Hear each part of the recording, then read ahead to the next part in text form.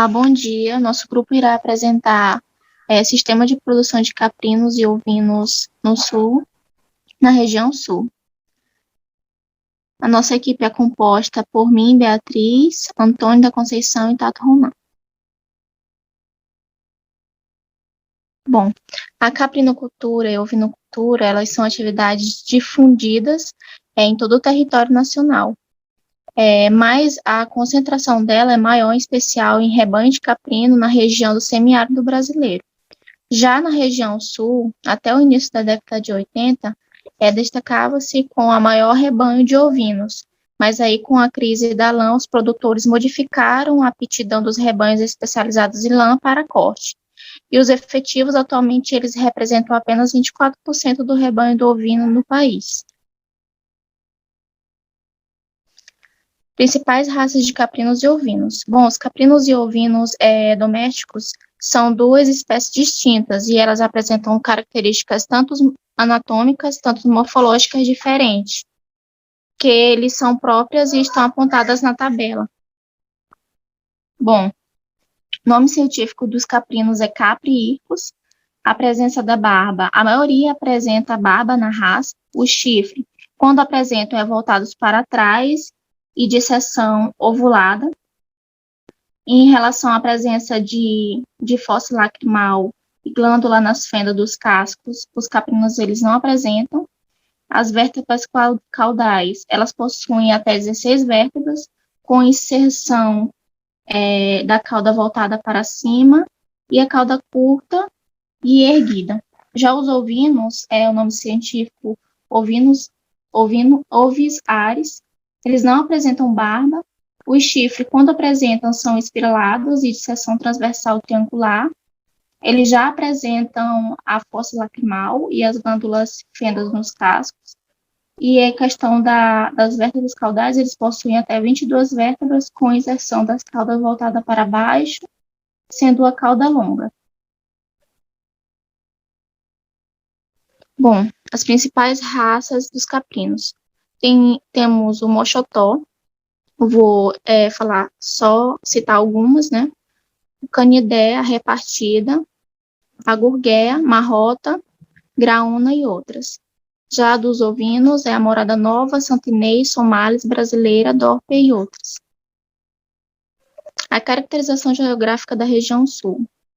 Bom, a região sul, ela tem o seu clima, já que ela é situada na zona na zona sul da região sul, ela tem a sua zona climática temperada, apresentando um clima subtropical caracterizado essencialmente pelas baixas temperaturas, sendo uma das menores do país. A vegetação da região sul, nessa região se destacam-se dois tipos de vegetação: as matas de auracaia, predominantes no Planalto e nos famosos campos, que são encontrados tanto no Planalto quanto na Campanha Gaúcha. Já o estado da região, a região é formada por 3 unidades de federação: Paraná, Curitiba, Santa Catarina, Florianópolis e Rio Grande do Sul, Porto Alegre.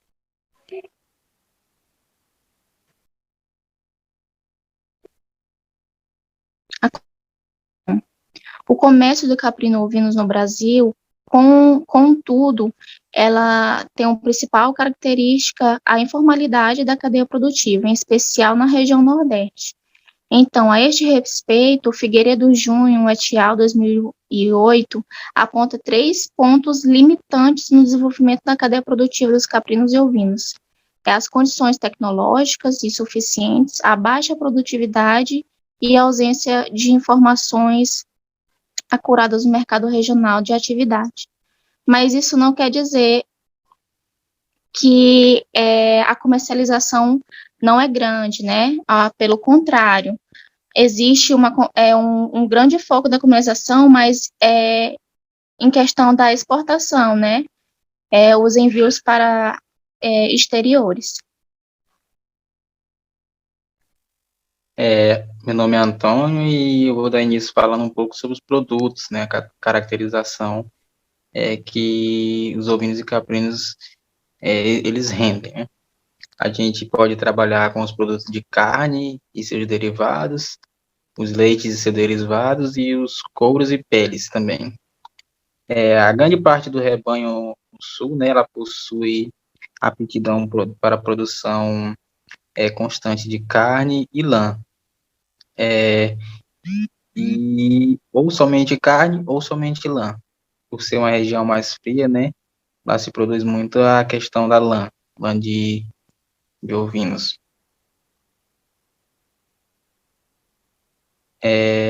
Bom, carne e derivados. O consumo da carne e derivados é bastante influenciado por fatores sociais, culturais e econômicos. A carne do caprino e ovino ela não é tão aceita no mercado quanto a carne do bovino ainda, porém, existem algumas questões que, que trabalham, né, com a aceitação da carne do ovino e caprino, por ser uma carne bem delicada, macia, e também ela tem um custo um pouco mais elevado que a carne do bovino. Ao longo dos anos, o que se tem observado é que a demanda pelos diversos tipos de carne tem sido mais fortemente influenciada, principalmente pelos preços relativos e pela renda dos consumidores. Leite e derivados. Existe um nicho no mercado bem específico para o leite de cabra, né, e seus derivados, como o queijo da cabra também, que é um queijo bem apreciado. E esse leite ele é utilizado porque existem crianças, né, que contêm alergia ao leite de vaca, por exemplo, algumas pessoas também que não podem tomar, e algumas crianças em fase de alimentação, na fase de crescimento, elas consomem esse leite caso tenham essa alergia ao leite de vaca. E essa é onde o leite de cabra, e cabra, ovino, caprino, ele é bem aceito. Couro e pele, né, a disponibilidade de peles caprinas no mercado nacional mundial tem aumentado devido ao crescimento dos rebanhos a níveis superiores à taxa de abate. Observa-se também a oferta de peles ovinas, mesmo com o crescimento negativo observado entre 1990 a 2003. No sul, que é nosso local de pesquisa, a gente observa que o rebanho não é tão grande quanto no Nordeste, por exemplo, mas é crescente a produção lá, né, de pele, lã, carne e todos os seus derivados. As raças e material genético, lá a Beatriz já citou, né, as raças que existem lá, as raças de caprino que existem, e aqui esse quadro ele mostra as raças que existem, que são mais criadas no sul, e a sua frequência, né? Tem aí o Texel, o Merino, por exemplo, Crioula, Santinês, e a porcentagem que existe no sul, Hans Bardal, enfim. As instalações e equipamentos. As instalações elas devem ser funcionais, de baixo custo, tem como objetivo reduzir o tempo gasto, facilitando a mão de obra. Deve ser feito de acordo com a região e a propriedade em que se vai ser construída, pois deve ser evitado investimentos desnecessários. Bom, as instalações elas têm que ser pensadas no tipo de exploração, né, na raça e no ambiente, mas elas devem ser claras, bem ventiladas, bem drenadas, devem proteger contra chuvas, ventos, radiação e qualquer fator, os predadores também, né? E elas podem ser feitas por cercas, né? De tábuas, troncos, entre outros, arame farpado também. A gente sabe que ovinos e caprinos, eles são difíceis de criar, né? Pois eles conseguem fugir com uma certa facilidade do local onde são criados. Por isso as instalações elas têm que ser bem feitas. O manejo alimentar, né? Também aqui também entra parte da instalação, né? A gente pode fazer o coxo, por exemplo, de acordo com a instalação, como mostra na imagem aí. um espaço para o animal se alimentar, e o produtor ele pode colocar ali o alimento do caprino do ovino pelo lado de fora, sem necessariamente entrar dentro da instalação. Os pequenos ruminantes eles possuem grande capacidade de seleção de seus alimentos, superando os bovinos e bubalinos, sendo que os caprinos destacam-se dos demais com ótima habilidade seletiva. Tal aspecto e hábito alimentar ou ingestivo dos caprinos é facilmente verificado em condições de pastoreio, como também nos animais mantidos em confinamento.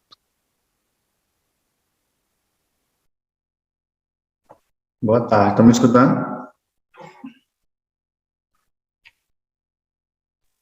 Sim, sim. Então, dando continuidade ao trabalho, me chamo Tato, eu vou falar a respeito de manejo produtivo, reprodutivo, com caprinos e ovinos na região sul do país. O manejo reprodutivo inicia pelo cio, que vai de acordo com a idade, em relação à precocidade, suas aptidões. Geralmente as fêmeas apresentam o cio entre 4 e 6 meses das raças mais precoces. No entanto, é mais comum a idade entre 7 e 10 meses. Raças de corte entram na puberdade entre 9 e 10 meses, e a aptidão tardia entre 18 e 22 meses. Observamos também que as borregas de corte entram para a reprodução geralmente ao 18º mês, com peso vivo de 40 a 45 quilos, que são as marrãs. As flutuações nutricionais retardam ou antecipam a vida produtiva. Aí onde vai um grande valor importante é no foco da alimentação dos ovinos, a base de um bom manejo reprodutivo. Dentro do manejo, alguns fatores que influenciam esse ciclo. Uma delas é a polestria estacional. São animais que vão haver interferência de acordo com a latitude, que são bem constantes na região sul do país. Há também variações genéticas por animais, como, por exemplo, os merinos, que apresentam menor influência dos fotoperíodos, as demais raças. Essas raças são mais sensíveis às alterações. E as raças nativas do Brasil apresentam cio por todo o ano. As raças chamadas perduras, essas raças que são misturadas. A indução ao cio. Dentro do ciclo, o cio pode ser induzido de forma hormonal, pelo FGA, que são usados nas esponjas, na vagina, por 14 dias, incentivando o início do cio. O programa de luz, como foi dito, a presença do macho, para incentivar o cio, entre 16 a 18 horas após a permanência deste no piquete ao lado, ele não permanece dentro, ele fica ao lado justamente pelo odor que ele libera, tanto ele como a fêmea, ao incentivo, o período de aleitamento e o descanso sexual. A detecção do cio. Após a indução, a gente vai observar a detecção do cio.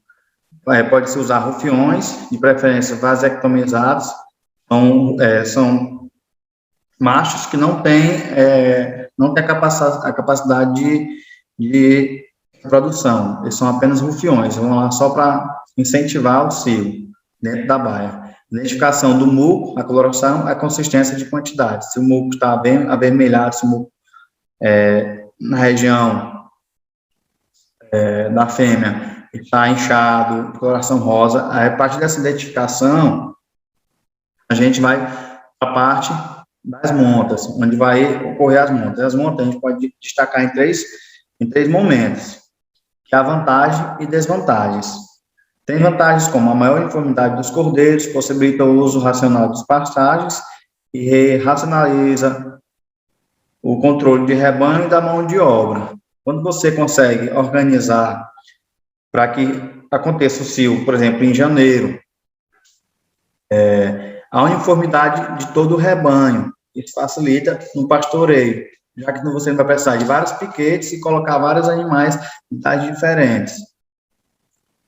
A estação da monta.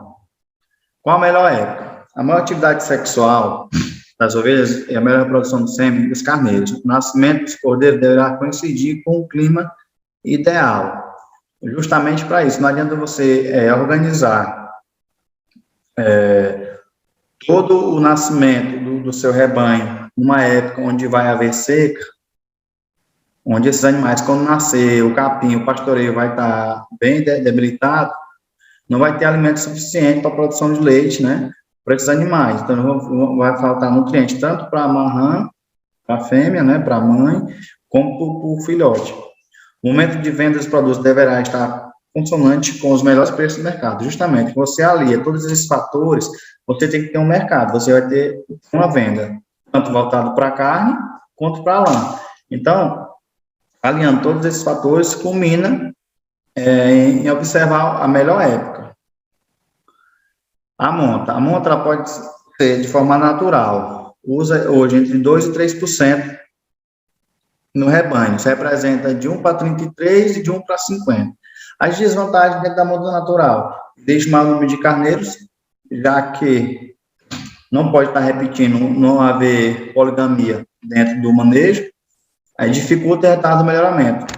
Já que a pessoa, quando tem esse sistema, ele nunca vai para fora para procurar um reprodutor de grande qualidade. No máximo, vai ter um vizinho ali, onde ele vai trocar. Normalmente, vai ter parentesco entre esses animais. Não permite controle de fertilidade de machos nem fêmeas, já que as fêmeas parem de formar avulsa, e os machos, normalmente, o cidadão escolhe ali e não há nenhum controle dentro do plantel para saber se os filhotes vão render ou não. E a monta controlada ou dirigida, que hoje é uma das mais comuns dentro da ovinocultura na região sul. Os rufiões são marcados com rebanho à noite, certo? Onde permite o controle reprodutivo mais eficaz, o uso mais racional dos carneiros, já que eles não ficam durante o plantel todo o tempo, é só um período, possibilita um melhoramento genético mais rápido, que está tendo todo o controle, a marcação, selecionamento dos rufiões para a detectação dos cios.